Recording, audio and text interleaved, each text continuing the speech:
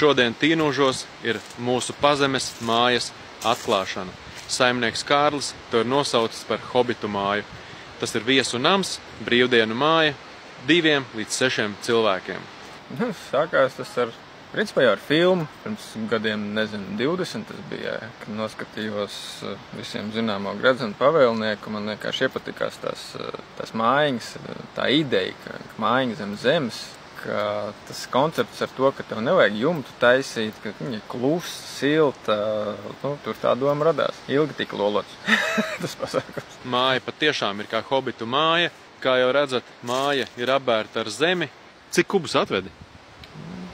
Tā, puiši rēķināja kaut kur ap 200 kubiem. Atvērta ir tikai viena fasādes daļa, un viss pārējais ir aizsargāts ar zemes slāni un vairākiem hidroizolācijas slāņiem, kā arī siltumizolācijas slāni.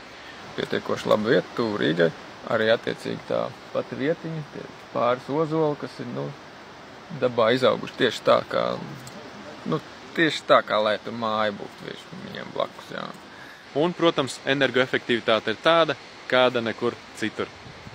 Fasāde ir vienkārši apmetums, vēsturiskais apmetums, kaļķa apmetums. Pa vidam tur var redzēt, jā, tie visi ir tādas brūsas, kas dedzinātās brūsas. Katra tika nodedzināta, noslīpēta, lai viņa ir ilgmūžīgāka, un tas efekts kopā ar to balto kaļķi, kaļķa apmetumu, viņš tāds interesants tur rodās. Mājas kopējā kvadratūra ir 50 kvadrātmetri, 2 guļamistabas un centrālā halle, kā arī vannas istaba. Ir siltās grīdas ar termostatiem, sienām ir kaļķa apmetums.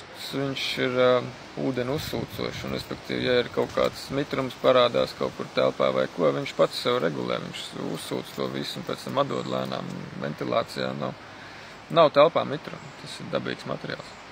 Kā jau hobitu mājai pienākas, durvis un logi ir apaļi, taču ir iespējams fasādi uztaisīt arī pilnībā atvērtu, jeb stiklot. Un tad gaismas daudzums ir reiz 5. Grīdas ir veidotas no līklīniju parketa, risinājums diezgan dārgs, bet ļoti labs un ilgmūžīgs. Un izskatās arī diezgan unikāli. Tas grīdas izskats, viņš piederās pie šī te objekta. Te nekas nav standarta, pilnīgi nekas.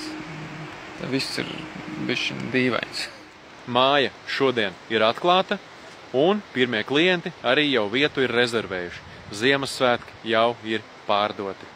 Cenas būs sākot no apmēram 200 eiro par nakti 2 cilvēkiem. Cik tev māja apmēram izmaksāja? 90 līdz 100 tūkstoši. Pati māja kā tāda. Un daba, aitas, klusums? Klusums te ir pietiekoši liels. Jā, apkārtēji žoga pareizi pieminēja. Aitas mums te ganās un zirgs un kazas. Un pa ziemu te mēdz arī ieklējot kaut kādas stirnas. Nezinu, kāpēc, bet viņas te ir. Jā, tur aiz krūmiem dzīvo labs. Viņa pēdējo reizi, ko viņa izdarīja, apēda tos aizdedzināmos spirtiņus. Nezinu, kāpēc kaut kāds labums no tā ir vai nav, bet spirtiņi bija apēsti. Pusi palikusi, otra pusi bija nograusta. Tāpēc arī šī konkrētā vieta tika izvēlēta. Tāpēc, ka te ir kluss, te var atbraukt un te neviena nav. Tikai mēs šeit apkārt. Prieks, ka tas viss ir beidzies.